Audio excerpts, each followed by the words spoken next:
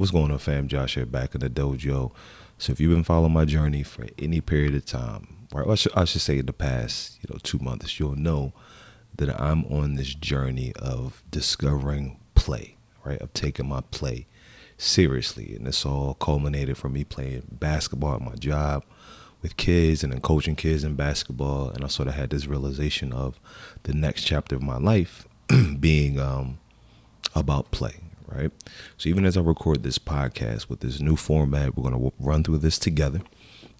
I just want you to know that mentally, that's what I'm focusing on right now, is that this concept of play and just getting reps in for the sake of getting reps in and creating things, not necessarily with like outcomes, financial outcomes, or building a following, stuff like that, but just creating and playing for the sake of doing so. So with all that being said, again, what's going on, fam? Josh here, back in the dojo. Today is June 24th, 2025, a couple of days after the OKC Thunder won the championship for the first time in franchise history. So we'll get into that a little bit later. So I got some topics that we're going to talk about, right? I sort of laid everything out in this Notion app, which is dope. Notion, if you're not familiar with Notion is like a note-taking app that's really dynamic. It's super simple, easy to understand, but you can get really intricate with how you organize your notes, your thoughts, your content, anything in between, right? Your calendar, all that good stuff. So I built me a joint just to have a little bit more structure with the show so I can stay on point with my thoughts and all that. So we got about, I'm going to say 11 different topics, 10 to 11 different topics that we'll unpack and, whatever else we get into. Today's theme is what's your potential. Now, I had a different theme set up when I, created the show yesterday when I wrote my notes.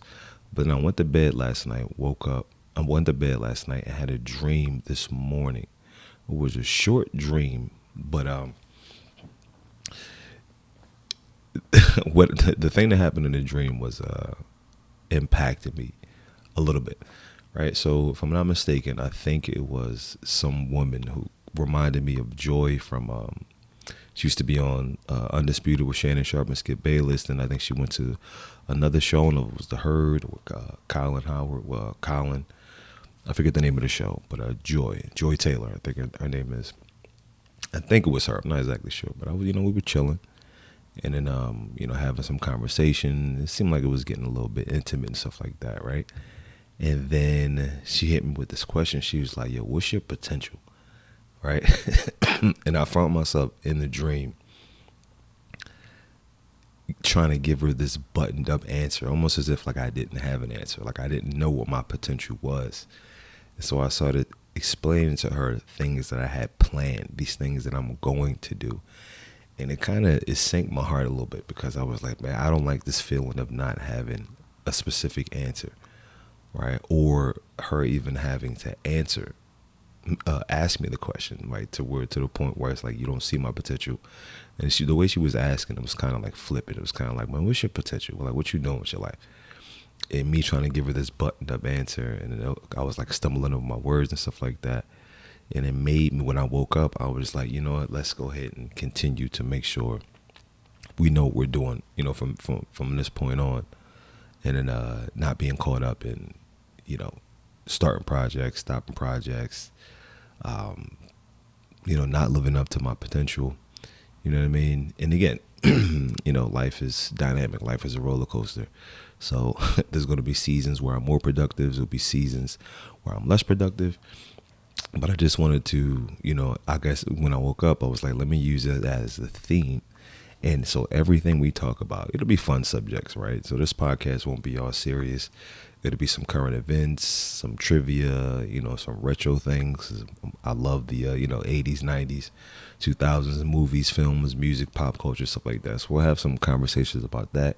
We'll talk about important people you should know, different things that are coming up like InvestFest with our Earn Your Leisure, some of my experience with coaching kids and stuff like that. So again, that's the theme. What's your potential? Right, the next section, we're going to do a little bit of shout outs, man, right? This will be a section where I give a shout out to a person or organization or a thing or YouTube channel, content creator, or a bunch of different things where I'm like, I think it's something that you should know about, right? Or should be at least praised, right? Or given flowers to. So first thing I want to do, man, is give a shout out to educators, man, and specifically black educators. I work with kids, been working for kids I've been working with kids for, I want to say 8 or 9 years now, which is crazy to me because I never thought I would work with kids. But when I first started doing it with kids, it was a mixture. It was like, some white, some indigenous, some Asian, stuff like that. You know what I mean? It was fun. Good experience. And I was the head of media at Quadrat Academy. But then I made a transition over to Boys and Girls Club, and then I went over to where I am now. I won't tell you that, but I work with kids, right? I work with kids in our community. And it's a pleasurable experience. I got to keep it a buck with you. Kids will be kids. kids will be kids. Teenagers will be teenagers. But I like the family feeling that I get there with my coworkers, which I think is amazing. They're all educators to some degree. My mother's an educator. I'm an educator, right? But working with these kids and seeing how we sort of like fill in the gaps that traditional education may or may not address, right? One, I think it's important to give a shout out to black educators because we need to be seen. Like sometimes black educators are the first representation of possibility for these black kids, right? What excellence looks like, what being serious looks like, what having, being professional, but at the same time having your flavor looks like. And I think that is just as much an important part of education as, math and science and, literature and stuff like that, right? So these black educators come in here and understand the dynamic, right, what some children are dealing with, whether they have good parenting at home, whether they don't, and filling in those gaps of teaching them the things they need to learn, but also making them culturally aware, being authentic. And kids can feel that. I think whether or not they consciously understand it or not, kids can feel that level of love and support that they get from a black educator. So I think that's important, man. I think that's important. I know that's important. Again, they teach beyond the textbook. There's going to be things that they need to learn in textbooks. And I love how the education system in general is evolving now. And not to disparage the education system, but like it has some holes in it, especially in 2025. It's kind of like we need to update the education system just like every other industry is being updated, right? So the education system as it is now, I think has been a bit outdated. And I do see more schools or organizations sort of like carving and personalizing education for each individual student or students that, have the same strengths or weaknesses, you know what I'm saying? To make the education more dynamic and more cohesive and stuff like that. So that's why I think this is an important shift as well, where it's like, let's update the education, but let's also educate our children on things culturally they need to be educated about. I don't think that's something we should just put on the back burner. We should lead with culture. We know the different things that have happened to our communities. Imagine what we'd be, and look what we still are as a community, right? The African Diaspora. Imagine if we had no interference, where we could potentially be right now. But I'm not here to give people passes or anything like that. But understanding what happened to us, the things that are still happening to us, but understanding that we have the power to turn the ship around. I think that's a powerful thing. And I think it starts with, obviously parenting and stuff like that, but also these educators with this black mindset to be like, let's pour in culture and excellence and get rid of generational curses and dysfunction and stuff like that. I think that's wildly important for our community. So again, shout out to educators in general, but more specifically black educators, right? Let's get into a little bit of tech, right? So the next part would be, what did I label this joint? The next part would be what I call it tech promo. This would be where I promote something helpful, whether it's a piece of gear, tech, software, stuff like that, to help you as a content creator, right, or potential content creator. And on episode 1, I'm going to promote this microphone that I'm using right now, which is the Samson Q2U, which is a dynamic podcast microphone. And maybe you haven't noticed it up until this point, but if you have not, this mic sounds amazing, right? One, it's a dynamic microphone, which means it really focuses on the speaker's voice. And once you start to step away from the microphone, it really deadens a lot of the sound around the room. So it's pretty quiet in here now. I'm in front of a big window. You can see, I'm near the airport. You can see hear cars and stuff like that going around, but you probably can't hear it at all. And the reason why you hear my voice this well is because I'm right in front of the mic. Now, if I step back from the microphone, you can see you hear me less and less. Maybe you can't even hear me at all, but you see how much it really silences the room around you and gives you podcast quality sound, right? Which is important. Audio is 50%, at least 50% of the equation when it comes to high quality professional looking video. So you really want to make sure you dial your audio in. If you're thinking about shooting a podcast, this microphone, I don't want to say it can't be beat because there's plenty of microphones out there that sound great. But for this price point and as impactful as this microphone is, I don't know if you can beat it. One is USB and XLR loaded, which means you can plug this right into your laptop. I got this plugged right into my camera. I'm shooting on a DJI Action 5 Pro, which is basically like a GoPro. It's an action cam that shoots great video.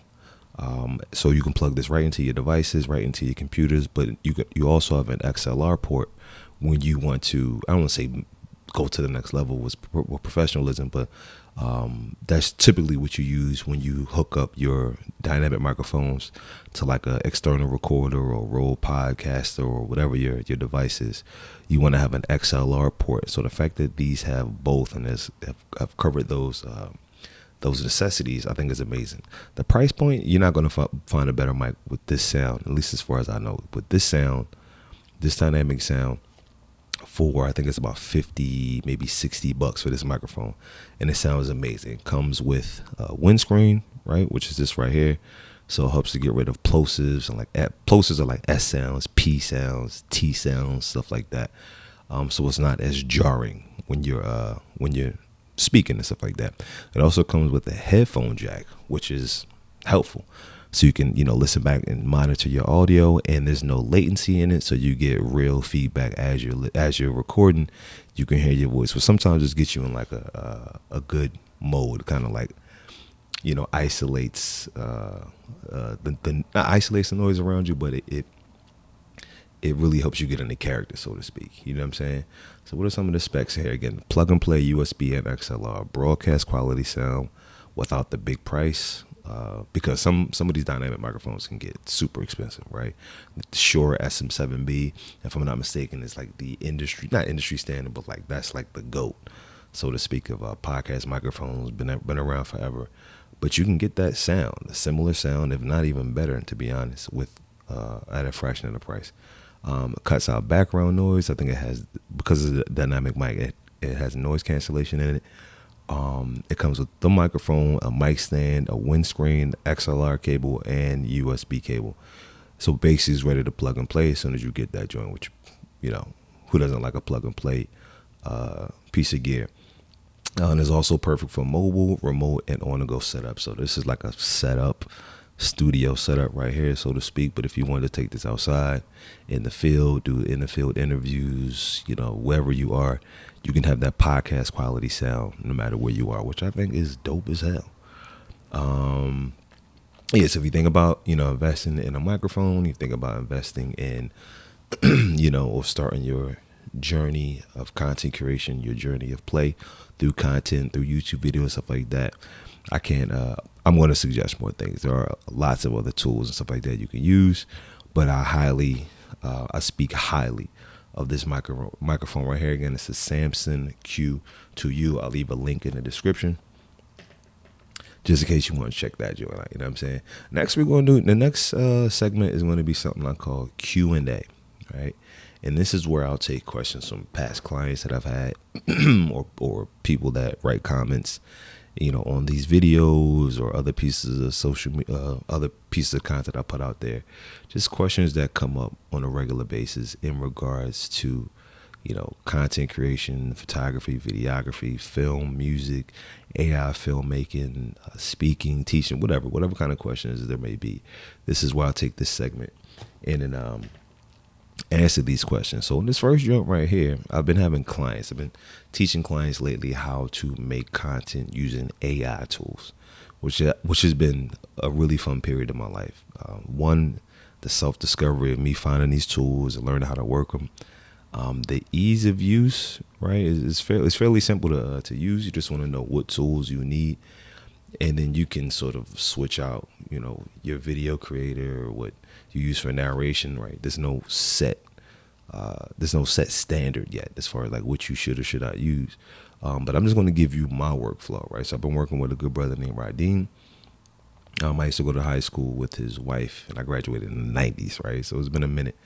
And then he had an idea of recreating music and visuals for his homies who used to rap back in the 90s. And I think a few of them passed away recently. So he wanted to sort of use these AI tools to sort of, resurrect his partners, you know what I'm saying? Make videos, use the voices that they already have. And he had an idea, but I told him some things that you could do with these tools. So we actually had, I think, maybe 6 coaching sessions where we hopped on, what's this called? Not Zoom. StreamYard, hopped on that joint. And we coaching for like an hour to 2 hours on these different tools. And this is the workflow that I developed, right? So these are things that you can, try out. I think most of these things have a free trial, or you get a certain amount of tokens to try it out for free. So in regards to making content using AI, whether it's films, I see people doing scary movies or scary shorts, or lots of different things with these AI tools.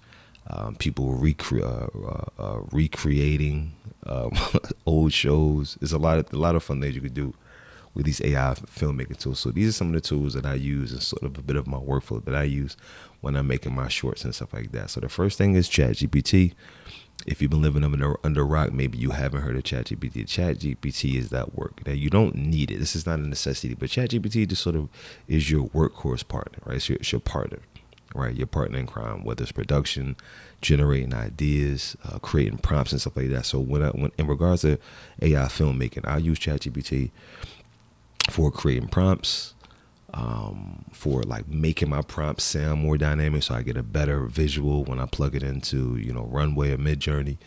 I'll use it for idea generation, as far as like what kind of, short film should I come up with? What are the characters? Help me develop a character sheet. A lot of things I use ChatGPT for, again, just as like a producer, right? That I don't have to pay any money to, unless you get the plus drink, which I have, but that's $20 a month, right?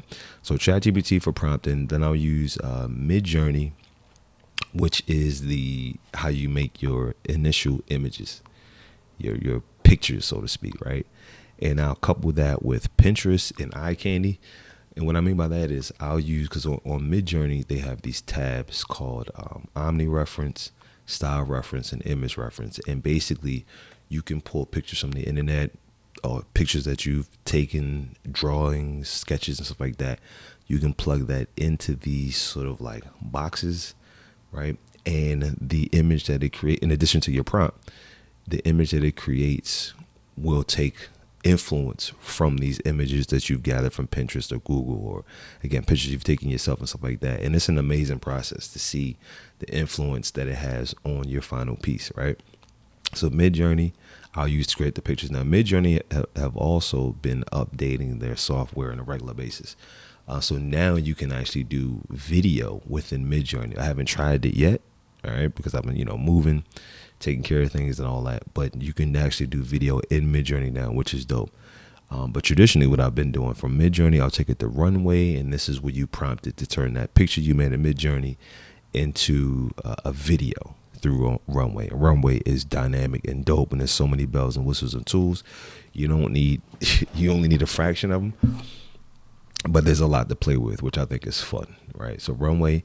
Then if I need a voiceover, whether I'm speaking into the microphone and changing my voice, or if I need to find a narrator, or make a voice that doesn't exist. You can do all that in 11 Labs. So that's for the most part for voiceover and sound effects. Then you've got Hedra, which I'll use for lip syncing. So if I want to take a character that I made in Runway or Midjourney and I want he or she to talk, or it could even be a character to talk, I'll use Hedra, because up until this point I feel like that's the most realistic and most dynamic. Because some lip syncing tools, the body's kind of like static, they're not moving enough. But Hedra, you'll see like the inflections, right, the facial expressions, the body expressions, stuff like that. So Hedra for lip sync. I edit on CapCut. I'm Team Adobe. I think I'll always be Team Adobe until further notice. If somebody comes out with a piece of software that's better than Adobe. But as far as editing, I use CapCut 99% of the time now. I still have my Adobe membership subscription, but I don't use it to edit at all unless I'm doing pictures and stuff like that. CapCut is just an amazing piece of software. Because Premiere Pro is what I've been using for the longest. Premiere Pro is like one of these industry standard joints, but CapCut, the free version and the paid version, which is super affordable. I think it's like $11 or $12 a month if you do the pro version, which gives you so many more bells and whistles. But even the free version, you can get busy. It's like a super sophisticated editing app that's fun. It is incorporated with AI, so you can do voiceovers in that joint, captions. You can color grade. There's filters on there. You got stuff that you can add to it. There's transitions, effects, animations, all kinds of things. So I edit on CapCut. And then I'll use Motion Array, which is basically just like a media asset website where you can add, sound effects for sound design. Sound design is important. So once I get my pieces done, if somebody's walking in like, the woods at nighttime, I can actually find the sound effects of somebody walking in the woods, or a car going by, or birds in the background, or crows, or whatever the case may be. You can find your sound effects, your music. They have transitions on there, effects, filters, and it's like a candy store for a visual artist. So Motion Array. And once you sort of put these things together and you realize, and this is what I would teach in my coaching sessions, is that there's no real order to this thing. Sometimes you may be inspired by a song you heard, and that inspires you to make a character, and then that leads to the voice, right? Or sometimes there's a voice you hear, sometimes there's different ways. Creativity is not linear, right? But once you know the different elements that you need to include, again, like sound design, a voiceover, color theory, scale, shot selection, stuff like that, you can sort of create your own voice through all these elements, stuff like that. So again, this is just my workflow: ChatGPT to Midjourney to Runway, 11 Labs, Hedra, CapCut, and Motion Array. And I'm going to have a blast doing this. So, if you're thinking about getting to content creation, you don't necessarily want your face to be shown, which we'll unpack this a little bit more later. Go ahead and check out, YouTube automation, or just AI filmmaking or AI content creation, to see how much you like that joint. Yeah, I mean, the next section is something I'm calling a sip of pop, right? So basically we're talking about pop culture, right? And this will just be a little section where I have these conversations on a regular basis, right? This is actually a part of play to me as well, where I love having conversations about trivia and movies and what's your favorite this or top 3 that, candies, foods, locations, actors, actresses. I love stuff like that, right? So even on my downtime, my best friends or family or coworkers, we're having these conversations, these fun, low conversations. So I was like, let me bring that to this podcast, man, because I think people love talking about this stuff too. So on this episode 1, and on the theme, a sip of pop, I'm just going to take a little swig of pop, and I call soda, just for the record. I don't call it pop, but, I used ChatGPT and it gave me something similar, and then I decided, sip of pop, I like that, y'all. So we're just gonna talk about what I'm watching on YouTube. If y'all watch YouTube, I know you'll get into these like rabbit holes where it's like, you'll see one video and at least another video, and before you know it, for the past week or two, you've been watching true crime stories, or prank videos, or entrepreneurship videos, whatever rabbit hole you've fallen into. One of the holes I fall into is bushcraft.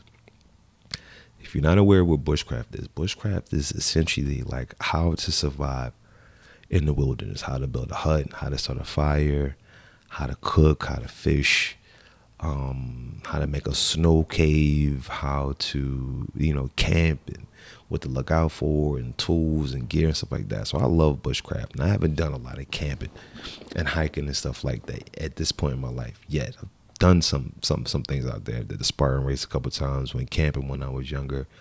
I enjoy hiking and stuff like that. But again, the theme is play, and I'm going to introduce this more into my life. Again, this being outside basically, right? But what I've been watching Outdoor Boys. That was the main one I was watching for a long time. But then I was like, I want to find some brothers and sisters who are outside, man, because I think it's important to see ourselves in spaces, right, and not to limit ourselves to these like what we've been marginalized to see ourselves in these different spaces. Because again, let me not even go there on episode 1. But we got room to stretch our arms as a community, right? And as a tribe, right? The African Diaspora. So I've been finding more, and I knew eventually what happened. Because first I watched this dude named Wild Boy Real from somewhere down south, and the brother's chill, right? He's talented.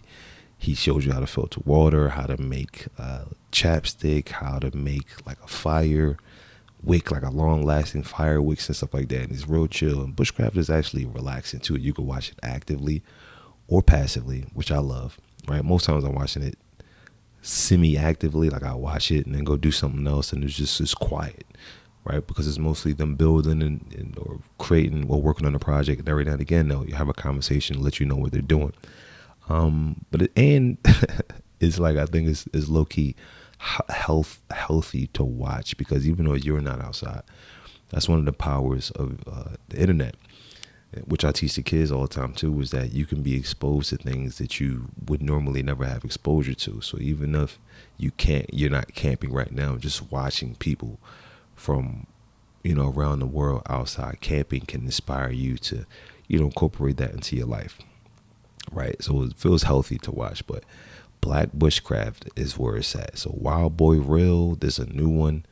I think it's called the Black Bushcraft Guy. He looks like he might be from like the continent and stuff like that. I'm not exactly sure, but he's got a look.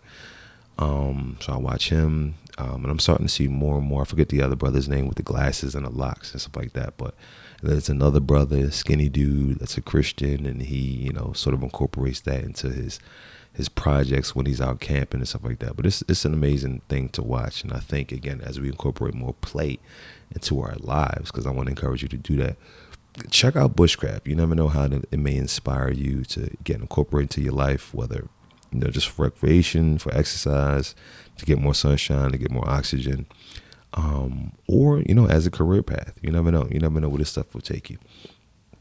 So moral of the story, get your black ass outside. But you can watch black people outside doing bushcraft before you get on them out there. The next I wanted to talk about too, a little fun joint, right?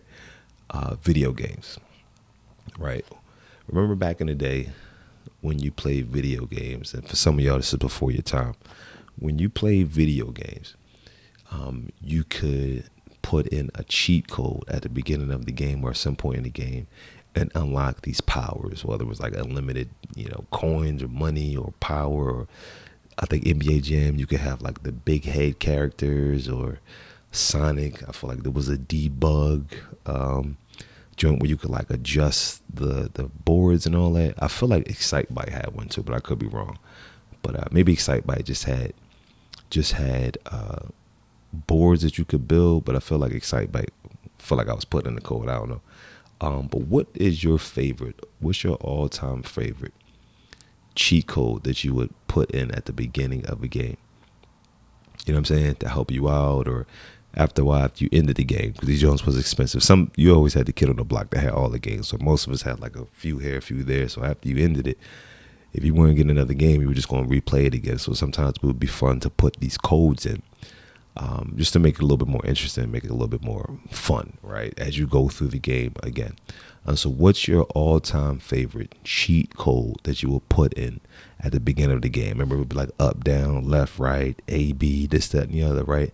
And once you unlock it, it was game on. So what is your, again, favorite video game cheat code from back in the day? And also back in the day, we didn't have, sometimes it was dope to put in a cheat code because you couldn't save games back in the day. One, you had Nintendo, which was amazing.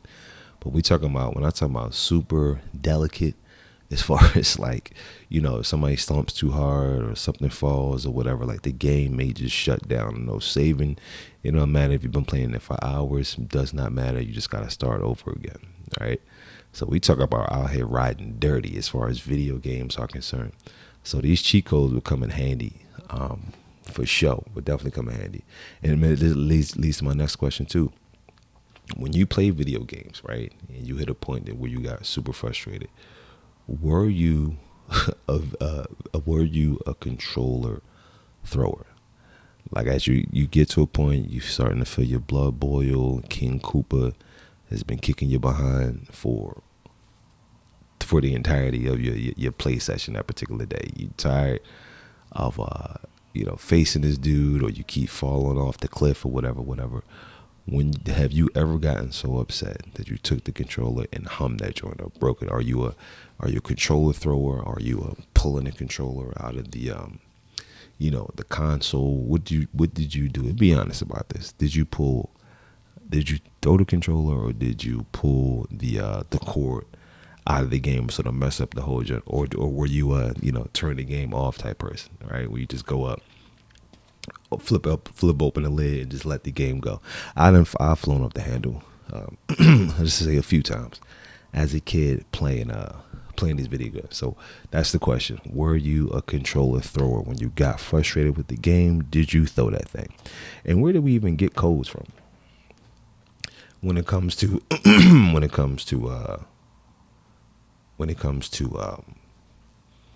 video games? Like I know we had the Game Genie book after a while, but before Game Genie was a thing, and I don't know the exact dates of what dropped first. Maybe Game Genie was always a thing, but I don't think it was. Where did kids find these codes from? This is pre-Google, pre-internet. You know what I mean? Pre-Netflix or YouTube, where you can discover things. Where did people find codes from? And it may be a simple answer. I'm assuming it's a simple answer. To know, like, yeah, if you just go to this home screen, you push A, B, up, down, this, that, and the other, you can unlock these special powers. That's a question I want to know. If somebody knows the answer to that question, go ahead and drop that thing in the comment. Next section is someone worth mentioning. So if I had to categorize myself, I would say I'm a proud Pan-Africanist. I'm going to look further into like the meaning of that, but from what I understand, if you about your people, you about the advancement, the empowerment, the safety, the evolution of your people, of the culture, you probably a Pan-Africanist. So I would consider myself a Pan-Africanist. And with that being said, if you never heard about this brother, someone worth shouting out, Ibrahim Traoré, who was the president of Burkina Faso. I know he came into power with a coup. I want to say 2023, where it's like a military takeover of the government, which very outside looking in, people who are not of the culture. I think it's funny and hypocritical how some people will condemn this coup. And I'm not saying coups are great things, right? But if you've been abused for the longest, right? I heard a brother yesterday talk about if you're in a room and every door is locked, right? It's hypocritical for somebody that's outside that room to try to tell that person how to unlock these doors, right? When the person inside is trying to breathe, they're trying to see, they're trying to find freedom and stuff like that. It's hypocritical, and we know there's a lot of hypocritical people out there, and we know who I'm talking about. It's hypocritical for you to try to tell that person how they're allowed to get out, especially when you put them in the room in the first place. And that's like we'll unpack more of this as we go through more episodes, but it's hypocritical. But the brother Ibrahim Traoré said, fuck all that. All right. There's so many things this brother and his crew have done He, along with I think it's Assimi Goita from Mali, and then the president of Niger, they created what's called the Sahel States, the AES, right? The Alliance of Sahel States. And basically, man, like these brothers, right? Speaking of Traore specifically, but these brothers, as this trio, the Avengers, are are moving the culture forward, moving the diaspora forward by taking control of their resource. And there's a bunch of things. I won't give you all the things here that he's done, but in fact, I do have a list, right? So basically, since he's been in power, he kicked the French military out, right? And it's so hypocritical how French people have been trying to, or the French government, whatever you want to call it, have been trying to keep their, greasy mitts around Africa, exploiting them for all these decades. Had time to do things right, but now they gotten kicked out. If I'm not mistaken, I think France is experiencing a little bit of instability because a lot of the things that they tout as class and prestige and stuff like that, they've been having it because they've been robbing Africa blind, right? But now that brothers like Ibrahim Traoré, Assimi Goita from Burkina Faso, Niger, and then Mali have come in and taken their refineries back, building things in Africa. They changing the names, these French colonial names of like their streets and their monuments and stuff like that. They're getting rid of the French language, right? So these are some of the things that Ibrahim and the brothers have done, and created elite military units to fight terrorism and restore national security. These brothers, they got video of it too, have found, because Ibrahim Traoré, these brothers are soldiers, right? They're not politicians, they're soldiers. And he even capped his salary to continue to have a military salary instead of presidential salary, which I think has been, one of the issues of the corruption in Africa, where it's like these leaders get into politics for the bag and then, make promises and then never follow through on those promises, which is pathetic, to say the least, right? These brothers are soldiers, so they're not playing. So they understand the importance of military presence, the importance of being able to protect yourself, especially when you got a bunch of haters out there always trying to keep their greasy mitts on your assets and stuff like that. So they said, fuck all that, right? So they built a military. They bombed a bunch of terrorists that were terrorizing Burkina Faso. They bombed them. They found like 1,000 dirt bikes. He's given tractors to farmers. They've started their own electric car brand, their cell phones. They've canceled a bunch of contracts with miners, like from Canada, China, stuff like that, where they were getting exploited. They formed, again, the Alliance of Sahel States with Mali, Niger, and for joint defense. And more countries are joining this too. I think Ghana, is, or may potentially, I could be wrong, but like join the AES, because you got something called ECOWAS, which was like basically the West, right? The United States and France and UK doing what they do, right? So, which is some bullshit. But now with the AES are like the new brothers on the block. It's like, we're not fucking around with y'all, right? So they kicked the French military out and cut ties with French neo-colonial influence. They slashed governmental salaries, including his own, like I mentioned before. They declared a progressive and popular revolution to guide national development. They've got doctors and professionals coming back home to Burkina Faso because they see the investment opportunities there in Burkina Faso, right? So I'm loving to see the people come home to sort of like, keep this momentum going to where it just can't be stopped at any point. Whether they try to take Ibrahim out, because I think they've had like 20-something assassination attempts this year. The end of last year and this year, however long it's been. They've been trying to take this brother out and they haven't been able to because Burkina Faso, again, these brothers are soldiers, and there's like the Russia-Africa summit, so even Vladimir Putin is providing, security for Burkina Faso, for Ibrahim. There's some conversations happening with China, so there's a revolution happening globally. There's a lot of other things he's done. He's built hospitals, built roads, canceled $4.7 billion, $1 billion in debt. They established the postal bank, the AES passport. There's a lot of things here that I can go on and on and on about. And I won't do it, but that's a brother you need to check out. Again, President Ibrahim Traoré, who is well known across the diaspora and the world too. That's why they trying to take this brother out. And I'm enjoying the revolution. What a time to be alive for us folks. All right. Next, we got to get into a little bit of sports. Got to get into a little bit of sports. Like I said, today I think the OKC Thunder won the championship on Sunday. Today is now Tuesday, so a couple of days after. So we got these questions going about. So we're going to talk a little bit about the finals, the NBA, and KD, the KD trade to Houston. All right, let's talk about the finals first, right? And obviously the question that pops up is, are we looking at the birth of a dynasty? And can we say this too? When I'm watching sports, I love sports, especially basketball. I started watching basketball when I was a kid, so in the 90s, so pre-social media.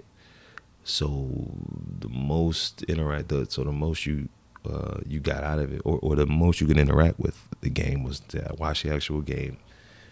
I think you had like news clips or whatever they would talk about the game. I think you had ESPN and stuff like that back then.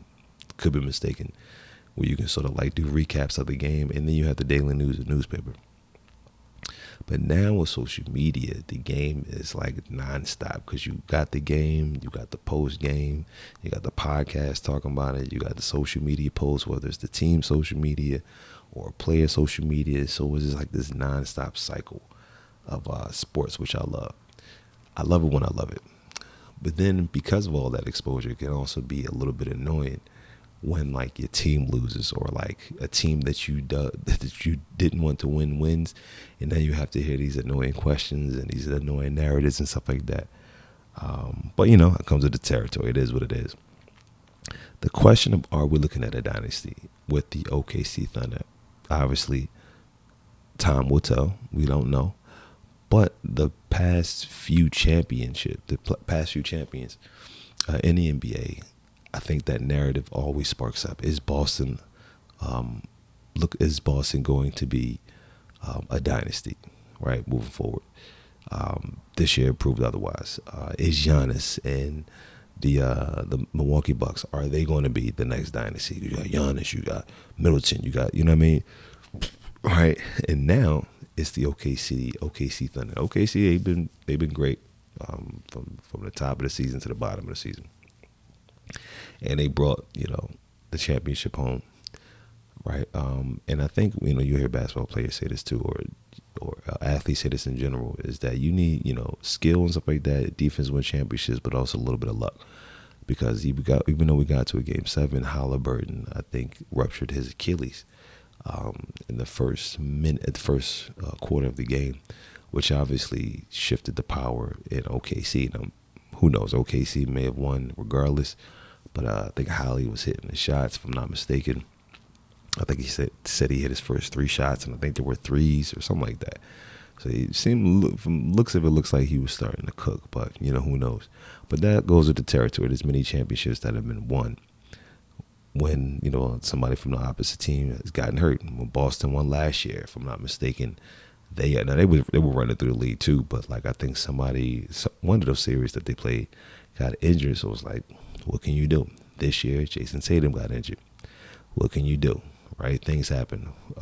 2015, when the Warriors won their first chip, Kyrie Irving and Kevin Love got injured. What can you do? Right? This is what you sign up for when you play a professional sport. So you do need a little bit of luck. But as far as OKC being a dynasty, who knows? I know they got a bunch of picks over the next however many years. Chet is just coming to his own. He's young. Shea is coming to his own. He's got a chip, MVP this year. I think he's got finals MVP too. So it remains to be seen, but I don't want people to jump the gun, because let's not forget Dallas is coming back. Let's not forget, Dallas with AD, Kai, and Clay. Right? Let's not forget them. Let's not forget the Lakers with Bron and Luka.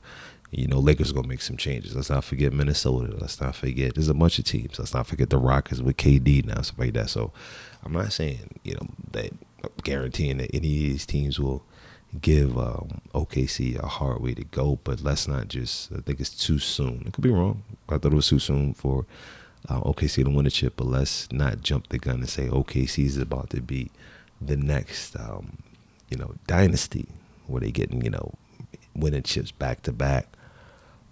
Before we see how this next season, pans out. So let's pump the brakes a little bit, right? Then we got KD going to Houston. I think KD is an amazing player. One of my favorite players. I will always have a little bit of beef with KD. Just because with Golden State and AD, with KD, I loved the rivalry, that 2015 to 2019 rivalry between LeBron's Cavs and Steph's Warriors. 2015, like I said, you get a little bit of luck. In 2015, the Golden State, they were coming into their own, right? About to be a juggernaut in this league. But Kyrie and Kevin Love did get hurt in game one. And I mean, what can you do? As much as great as LeBron is, what could he do to, sort of bring that chip home? But he gave it. It was one of the greatest seasons of all time, I feel. He gave it his all. But what can you do? Golden State had that luck. 2016, the greatest championship as far as I'm concerned in NBA history, the 3-1 comeback on Golden State. I remember it like it was yesterday, right? But then in 2017 and 18, I thought those are two of the corniest. 2017, 18, and in 19, I think Brown went to the Lakers, but I'm mistaken. I thought those 2 years when KD was at Golden State was extremely corny because there was no competition. We knew who was going to win the chip, right? And we won't even get into all the dynamics of that. We will get into that on a future episode, but I'm trying to keep my segments shorter on this first episode. I say all that to say, I thought that was corny. I feel like he took a chip or two from Bron because it was just like no competition. And so with that being said, KD is an amazing player. He's skilled. They call him the Slim Reaper for a reason. Easy money sniper. But post Golden State, man, he went to the Nets. That didn't run as smoothly as people thought. Corny. Then James Harden went there. He and Kyrie went there. That fell apart. Again, we got the pandemic. We got the vaccine stuff. So that sort of played a part. James Harden melting in the playoffs as usual. Then KD goes to Phoenix, if I'm not mistaken. Phoenix. With Devin Booker and Bradley Beal, which looks on paper like it should be a good team. And when they didn't even make the playoffs this year, right? So KD doesn't get it done there. And now he's with the Houston Rockets, which I think are a promising young team. But we'll see. There's like some questions that need to be asked because it's like, you have this young core, then you add KD. That's never a bad thing. I mean, you got KD on your squad. But how will that work? Will he mesh with the team, right? Because now he's playing with Fred VanVleet, who needs the ball in his hands. KD fits seamlessly into pretty much any team, right? Because he can catch a shoot, get his own shot off the dribble. He's a triple threat, stuff like that. He's taller than pretty much almost everybody on the floor. But it'll be interesting to see. I don't want to say what this means for his legacy because he has a great legacy, but he does have that asterisk to me because his 2 championship came on easy mode. Like somebody put the codes in at the beginning of the season. Just be like, oh yeah, KD, and you add that to Steph, Clay, Golden State, Steve Kerr, stuff like that. Of course, you're going to win some championships, right? So his legacy is cemented, right? But if I wanted to be a douche about it, I could kind of be like, KD's, those 2 chips, they don't count as much. They don't have the same weight as like other championships that other greats have received. And since you're supposed to be one of these greats, and he is one of the greats, I mean, as far as the skill, but since, you want to be, if you want to be, talked about in these conversations of the greatest ever and stuff like that, there's a certain amount of responsibility that comes with that. And I don't know if KD's path should allow him to be talked about in these conversations. Not as skilled. He's one of the greatest skilled, right? Some will even argue that he's more skilled than a lot of these other greats and stuff like that. But his path that he's taken of getting the easy chips in Golden State, before doing that, allowing Golden State to come back from a 3-1 deficit, then joining the team, which is corny, then winning your chips, then going to the Nets with Kyrie and James Harden, not getting it done there, then going to Phoenix with Devin Booker and Bradley Beal, not getting it done there, not even making the playoffs, actually getting swept when you were, don't forget that, actually getting swept when you were in Boston. I'm sorry, when you played Boston, when you were in the Nets, and then now going to Houston, right? What if they don't win a chip for the last few years that KD's there? What if they don't make the playoffs one of these times, right? These are just the questions that you have to ask, is all I'm saying.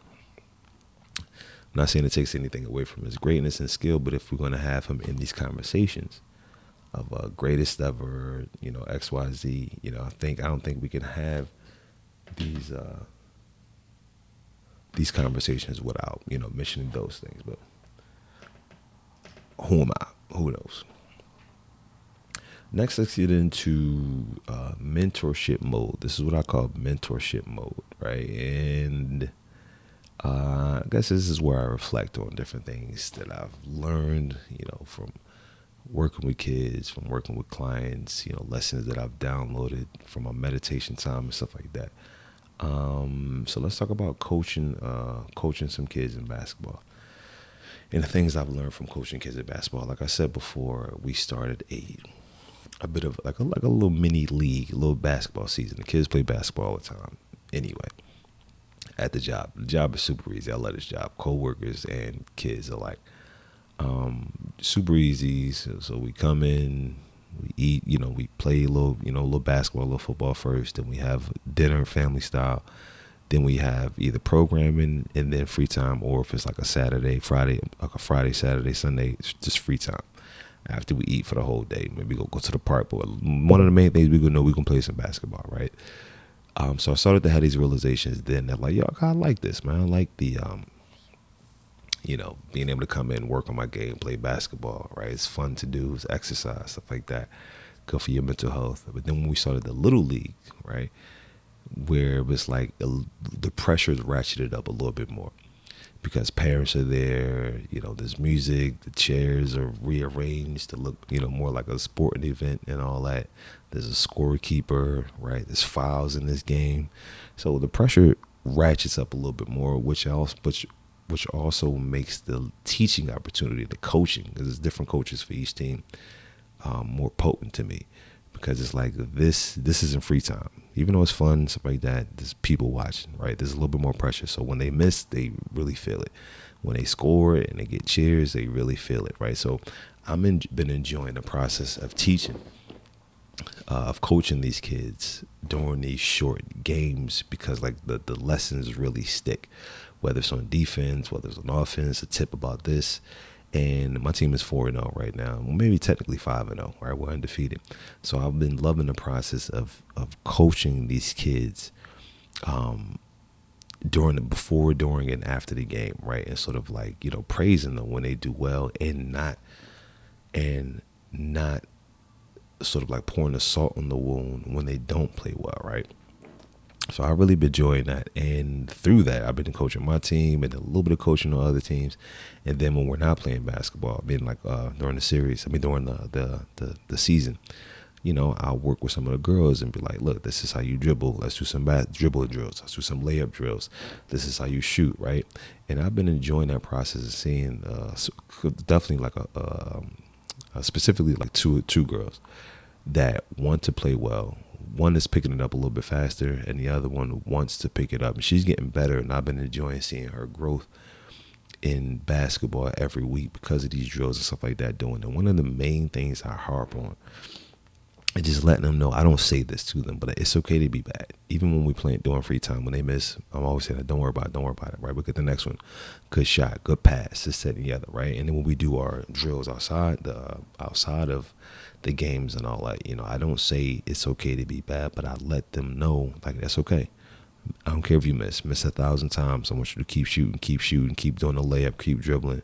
I'm letting them know that it's okay to mess up. And by teaching that, I'm also teaching myself, and sort of like, relaying that message to you that it's okay to not be great at first. I mean, this is actually a lesson I can take that I'm utilizing right now. At this point in my podcasting career, whatever you want to call it, I have to be okay with just getting shots up.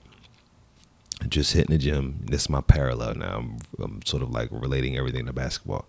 Get into the gym for an hour, do your drills, and just do them for the sake of doing it. For getting lost in time, playing, and no matter how great or lackluster the practice may have been, you're going to improve just by getting reps in. So this is what I'm doing with this pod.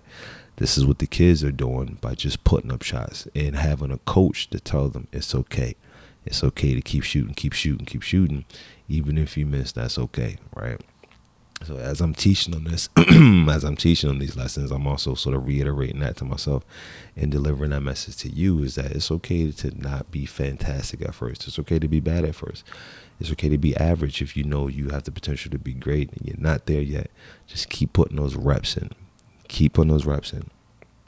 And before you know it, you'll see yourself improve marginally, maybe at first, and then you'll have start having these great strides, and you'll digest the game or your skill or whatever it is you're putting together. You'll sort of like own the material, which allows you to become more dynamic in that thing. It's similar to driving. Like when you first start to drive, there's like 1,000 things you got to do. Check the mirrors, check the brakes, put your seatbelt on. There's a lot of things you got to do, right? But then after a while, all these things becomes like one thing, right? Which gives you more bandwidth to do more things. Now you can listen to the music or change the music while you drive. Now you can while you drive now, you can what you shouldn't be doing, but you can maybe look at a text or something like that, or have a conversation on speaker on that joint, right? There's a lot of other things you can do now that you've digested the language of a particular skill. So it's the same thing, whether basketball, content creation, just learn the fundamentals and the basis of that language so that you can become more dynamic in it, but more knowledge. Just to drive the point home even more is language. As I'm speaking to you, you and I are not contemplating what words I'm using from the alphabet, but had we not mastered the alphabet first, right, and how to put these things together, you wouldn't even know what I'm talking about. But now that we have the alphabet, it's an afterthought. Now that we know the alphabet, it's an afterthought, right? Not even an afterthought. You don't think about it at all. So it's the same way with your skill. Learn the alphabet of the skill that you're trying to learn, right? Learn that alphabet of the game you're trying to master, whether it's content or a real game, like a sport or something like that. And once you understand the alphabet, you can start to put these words or plays or content together that you may not feel you have the power to do now, but you will if you continue to put these reps in. You know what I mean? Next, we're going to talk about Afro future focus. And this is where I highlight, again, something that's happening in the diaspora, whether it's a person, an event, something that came from the diaspora, something that came from the culture. And I want to highlight Earn Your Leisure's Invest Fest 2025, which is going to be amazing. I'm going to make one of these joints. 1 year, you better believe that. Earn Your Leisure. Earn Your Leisure is an authentic financial literacy for Black and urban communities, found by Rashad Bilal and Troy Millings. Earn Your Leisure started as a financial literacy podcast. Shout out to small beginnings and you building your skill set. Now it's a multi-million-dollar company, and it's for the culture, and it's for the culture. They're democratizing wealth knowledge. They're expanding it into a full ecosystem. So they have the podcast network, online university, merged private equity, and live events, including InvestFest. And I think this will be their third InvestFest. And it's basically like it's finance meets culture meets entertainment, right?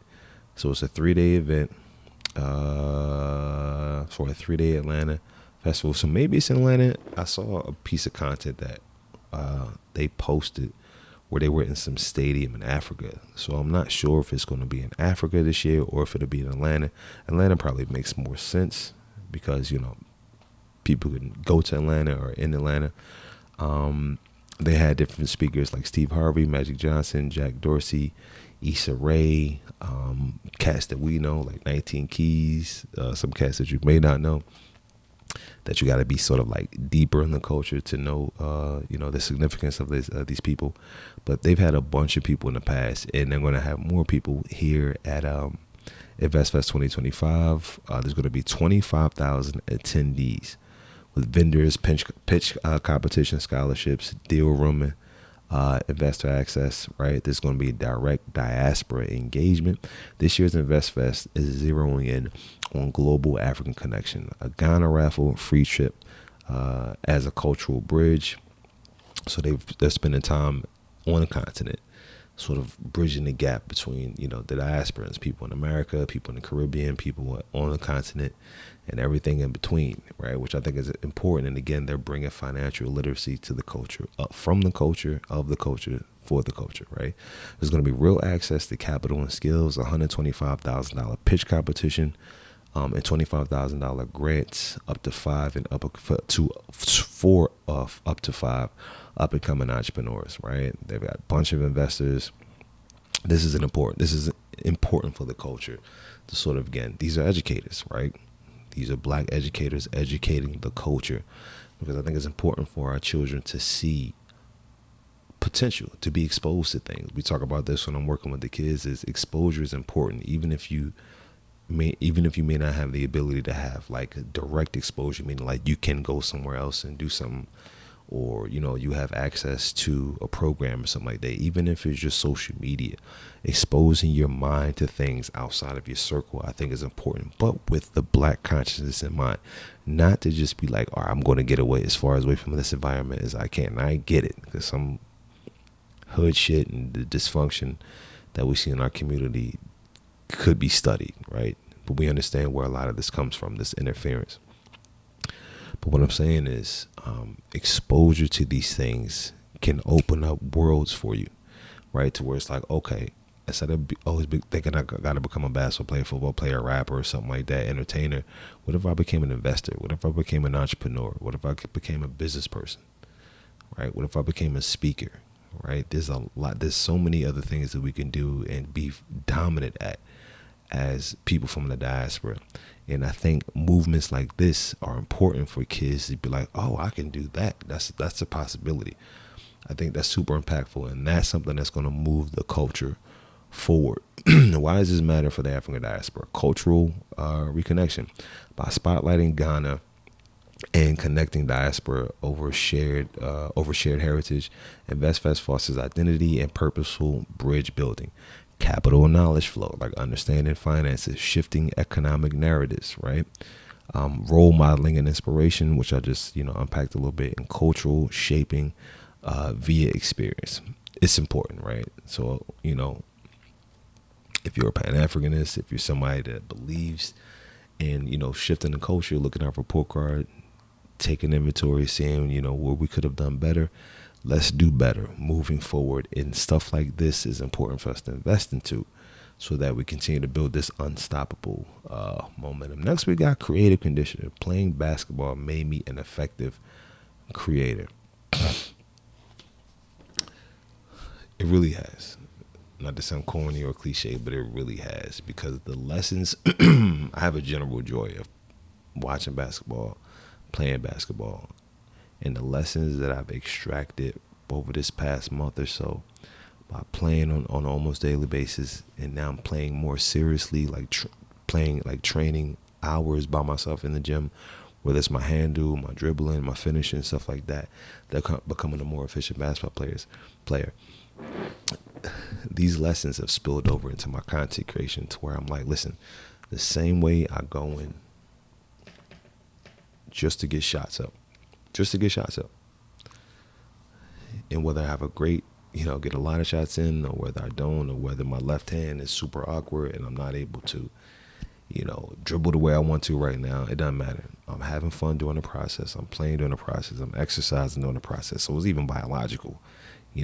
My biology is changing because I'm exercising more, doing more cardio, right? But it's in the form of skill development. By doing that, right, and this culmination of different things that are happening biologically, mentally, right, I'm learning that I can create content the same way, with the sense of play and the sense of showing up, even if I'm bad right now. If I had a room full of people watching me practice at the gym, I would feel awkward, right? So thank God it's just me in the gym and maybe like a couple of my coworkers I'll play some ball with. But that's been powerful to just go in there and be able to be bad or average right now, knowing that if I continue to put these reps in, I'm going to be great. And it's the same thing with my content, same thing with your content.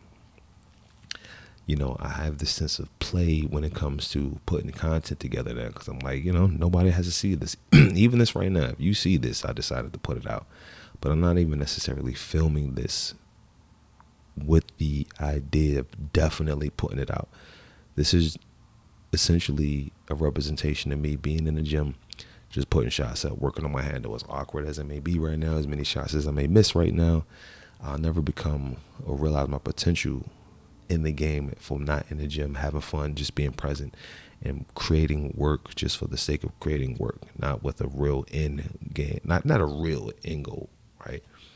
It's like a balancing act. It's like I don't really have a goal, but at the same time, I gotta have a goal to keep me pushing and stuff like that. But not, basically, not.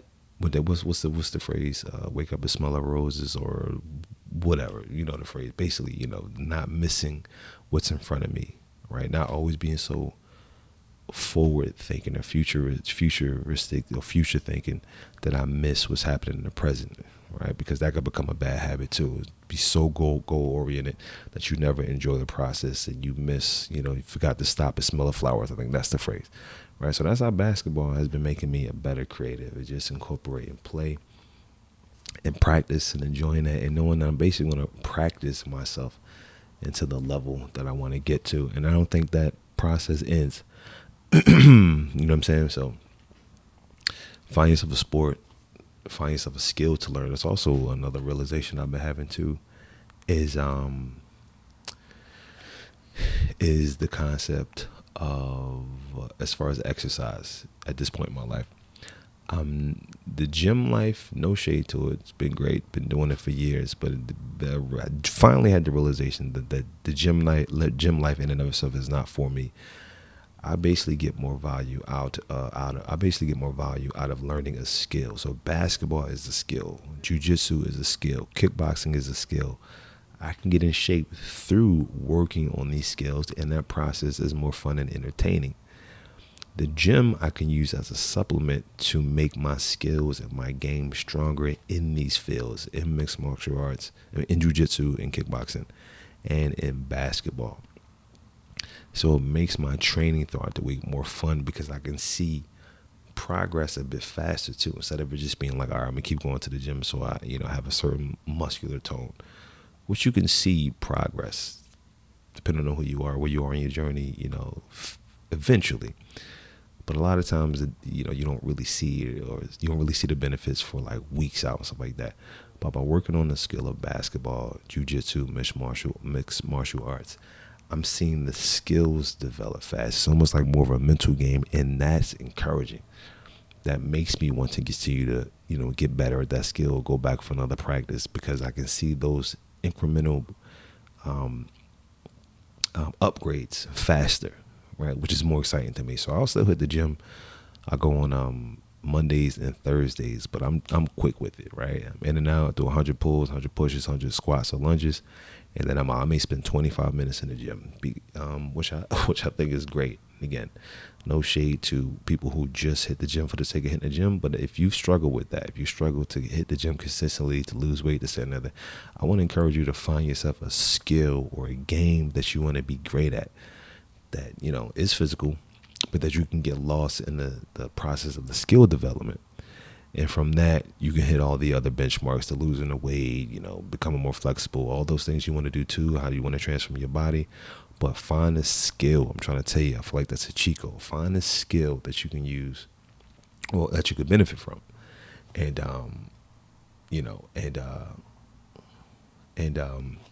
do that. Just do it. You know what I'm saying? All right, last two joints, last two segments. This one is called The Creator's Playbook, Faces YouTube Channels. So this would be like a part where I sort of let you guys know in on a play that people are running, to gain income, to, sort of like control their time more, stuff like that. So this would be sort of like a side hustle segment. This would be short, but Faces YouTube channels are booming right now. They've been booming and stuff like that, but it's actually a play that people are using to create content without them actually having to show up like I'm doing right now and show their face, share their thoughts and stuff like that. And because it's somewhat anonymous, it can make the business sellable at a particular point because it's not like a personal brand. But people are making tens of thousands, if not hundreds of thousands of dollars just by creating these YouTube channels. And there's some that are just story-based, whether it's scary stories, whether it's Bible stories, whether it's African stories. Some are educational, where it's like, not AI news, but like news about a particular subject, whether it's Africa, whether it's tech, whether it's, health and wellness. And they're being made with some of the tools that I shared with y'all at the beginning of this pod, where it's like, ChatGPT for the research, for the script writing, 11 labs to turn that script that ChatGPT produced into a narrator. You can use avatars that you've made on Midjourney or Runway, and there's so many ways to put these things together. And because of that, people actually have multiple YouTube channels, right? Multiple Faces YouTube channels, and they sort of become digital assets, which I think is fun to create, right? And important to create assets in general. You got assets, you got liabilities. Liabilities are things that take money out your pocket. Assets are things that put money into your pocket, right? So as much as we're on social media consuming this stuff, being a consumer, you should also become a producer of these things because it's right there. It's like just the flip side of it. You watch the stuff, so it's like how to a certain degree how the thing works. Just get on the other side and learn again these skills to put yourself in a better position. You and your family in a better position. I think these channels right here are just an amazing way to do that. You can make money through YouTube AdSense, which is like standard way. You get 1,000 subscribers on YouTube with 4,000 watch hours. Then you could become a part of the partner program, right? And on YouTube, you got people making money through affiliate marketing, right? Meaning you promote a product similar to what I did earlier. I promoted this product. If I have a link in the description that connects to Amazon, once you buy it, I get a kickback. So affiliate marketing, digital products and courses. So selling education, bro. If you have a channel that speaks about the African diaspora, but then you also have a course on, African spirituality or how to, relocate from America to Africa. These are digital products and or courses that you can sell. Sponsorships, because people, these are legit brands that people these are legit brands with thousands of eyeballs watching these brands. So companies will actually pay you to get your product in front of these eyeballs and stuff like that. So, and then, like I said, selling the channels if you want to, because it's not a personal brand, you can eventually sell the channel, for a nice, I forget what you call it, but like, you can sell the channel or sell the business, right? And get a nice chunk of change. And some people make their money, that way. So, and it benefits, again, a lot of people who want to start to build a brand, or they have a story to tell. You can use these AI tools and these Faces YouTube channels to sort of like get your story out there. It's beneficial for busy parents, 9-to-5ers, or students looking for a side income, introverts, and any and everything in between. So look up that, go to YouTube and type in Faces YouTube channels or YouTube automation. You'll see some regulars, David Omari. You'll see some other cats too, but check that out. I think you'll get a kick out of that. And then again, exposure. This may be something you really enjoy doing, and it could be life-changing, right? And then the last part of the show, this is where I do, what I call it, mindset shift. In this episode, we're going to do affirmations for the culture. So, like I said, I think it's important for us to look at our report cards as a culture, see who interfered. We know there's been tons of interferences, right? But we're not going to continue to let that hold us back. And we can't just keep playing defense. Again, going to the basketball analogy, if we're playing the game of basketball and we know the other team has cheated, they tied our shoes together, right? They put blindfolds on us to sort of like interfere with us putting points on the board. I get it. Now, we have to have defense, right? Defense wins championships, but we can't just play defense. We have to put points on the board. We have to. It's the only way we can win the game. Yeah, we down 75 right now. So we have to put some points on the board. The math, it just doesn't work if you're not putting points on the board and always just reacting to what the opposing team of cheaters have done and are doing. But now we're starting to untie our shoes and the blindfolds are coming off. And like really coming off, right? And cats are like fired up, like let's get this, let's go on this run and let's win this game. As we do that, there's going to be different things that we have to do to put points on the board. We have to run plays. Some people are running plays in content. Some people are running plays in health and wellness, finance. This is a play, right? Me sort of like becoming a player in the team of the African Diaspora, putting this stuff out there. But one of the things we have to do is shift the culture, the mindset of the culture. And some of the stuff that we call black culture, to me, is really just slave culture. Or if I don't say slave culture, I'll say like just trauma culture. You know, that's a better way for me to say it. It's trauma culture. Some of the things that we do in our community that's dysfunctional and not helpful is trauma culture. And I get it. I'm somewhat empathetic. Especially when it's so blatant. You can see like, you know, these people are traumatized, right? You could tell that they grown up with a particular family dynamic. You know, who's to blame, you know what I'm saying, for the particular family dynamic. We can do better. Just because we played a certain way for 3 quarters doesn't mean we got to play the fourth quarter. Or I should say, because we played a certain way the first half doesn't mean we got to come back out in the second half and play the same way. So we need to look at our report card and play way better, especially because we know we got the juice and the staff, you know, and everything we need and the resources and the athleticism and the IQ to come back, go on this epic run and win the game.